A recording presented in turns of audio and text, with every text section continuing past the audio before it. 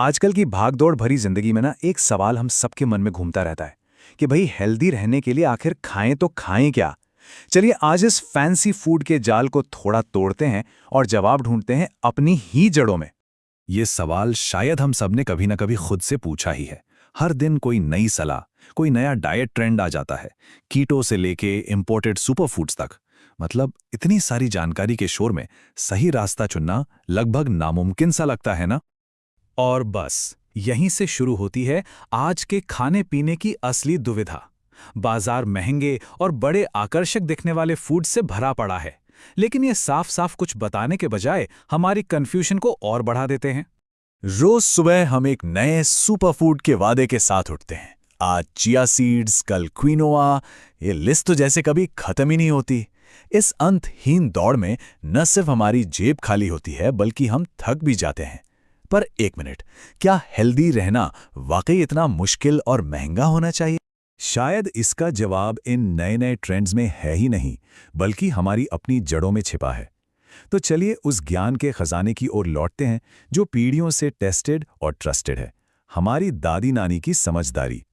ये बात सुनने में जितनी सिंपल है उतनी ही पावरफुल है कि हमारी दादी नानी से बेहतर न्यूट्रिशनिस्ट कोई नहीं होता।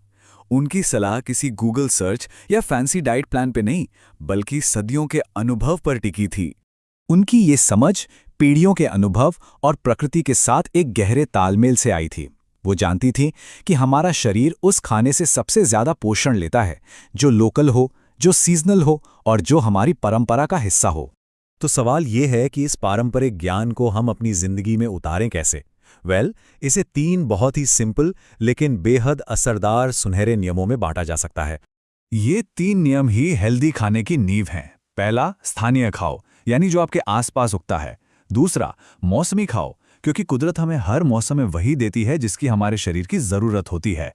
और तीसरा, क्षेत्रीय देसी भोजन चुनो, मतलब वो खाना जो पीढ़ियों से हमारी थाली का हिस्सा रहा है और हमारा शरीर जिसे पचाने के लिए बना है। तो पहला नियम है स्थानीय खाओ।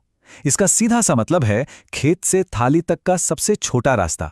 जब खाना कम दूरी तय करता है तो उसमें पोषक तत्व बने रहते हैं, वो ज्यादा ताज़ा होता है और हाँ, हमारी लोकल इकोनॉमी को भी सपोर्ट मिलता है। तो फिर असली सुपरफूड क्या है? क्या ये कोई महंगी बाहर से आई हुई चीज़ है या कुछ और जो हमारी नज़रों के ठीक सामने है? चलिए इस विदेशी बनाम देसी की बहस को जरा समझते हैं।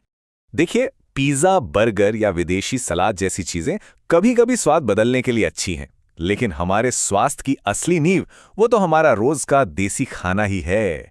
दाल, चावल, रोटी, सब्जी, यही हमारा असली हर दिन का सुपरफूड है। और यहीं पर सबसे बड़ी गलती हो जाती है।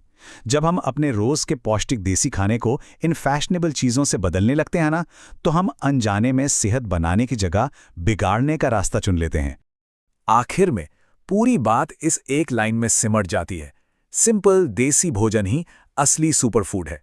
यह सिर्फ पेट भरने का तरीका नहीं है, बल्कि हमारी विरासत, हमारी संस्कृति और हमारी सेहत का एक अनमोल खजाना है।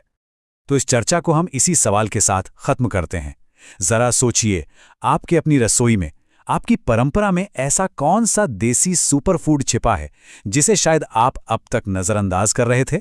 जवाब आपके बहुत करीब हो सकता है।